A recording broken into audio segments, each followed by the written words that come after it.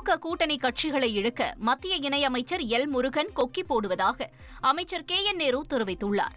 திருச்சியில் பயனாளிகளுக்கு வீட்டுமனை பட்டாக்கள் வழங்கும் விழா நடைபெற்றது. இதில் கலந்து கொண்ட பிறகு செய்தியாளர்களிடம் பேசிய அமைச்சர் KN நேரு, பாஜகவால் இதுவரை தங்கள் கூட்டணியை இறுதிப்படுத்த முடியவில்லை என்றார். மேலும் அதிமுக கூட்டணியிலிருந்து திமுகவில் இணைய பலர் காத்திருப்பதாக அமைச்சர் KN நேரு கூறினார். புதிய கல்விக் கொள்கை கீழடி என எல்லாவற்றையும் அரசியலாக மடைமாற்றுவதாக பாஜக மூத்த தலைவர் தமிழிசை சவுந்தரராஜன் குற்றம் சாட்டியுள்ளார். பிரதமர் மோடியின் 11 ஆண்டுகால சாதனை விளக்க செய்தியாளர் சந்திப்பு சென்னை திருவேற்காடு அடுத்த வேலப்பஞ்சாவடியில் நடைபெற்றது. இதில் பாஜக மூத்த தலைவர் தமிழிசை சவுந்தரராஜன் பங்கேற்றார். தொடர்ந்து பேசிய அவர், தமிழகத்திற்கு எவ்வளவு நல்லது செய்தாலும் அதனை பாராட்டாமல் அதனை குற்றம் சொல்லும் மனநிலையில் திமுகவினர் மற்றும் அதன் கூட்டணி கட்சியினர் உள்ளதாக தெரிவித்தார். மேலும் 2007 வேலையில்லா திண்டாட்டம் 7% இருந்தது, தற்போது 3% குறைக்கப்பட்டுள்ளதாக கூறினார்.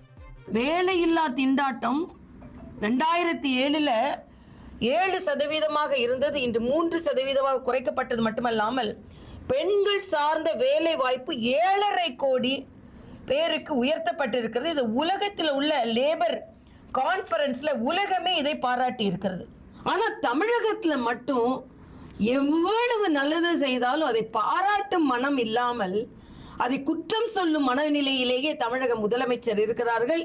தமிழகத்தை சார்ந்த இந்தி கூட்டணி இருக்குது, ஆனால் அதை பற்றி நாங்கள் கவலைப்படவில்லை. என்றால் மக்கள் இன்று அந்த சாதனைகளை உணர்ந்திருக்கிறார்கள். இந்த கீழடி ஒன்றை வைத்துக்கொண்டு ஏதோ அதன் தொன்மையை மறைப்பதற்கு பாஜக அரசு முயற்சி செய்வதை போல ஒரு பொய்யான குற்றச்சாட்டை இவர்கள், அது கம்யூனிஸ்டாக இருக்கட்டும், காங்கிரஸாக இருக்கட்டும், திமுகவாக இருக்கட்டும், சொல்லி வருகிறார்கள். எனக்கு வன்மையான கண்டனத்தை நான் தெரிவித்துக் கொள்கிறேன். செய்திகளை உடனுக்குடன் தெரிந்து கொள்ள உடனே சப்ஸ்கிரைப் பண்ணுங்க.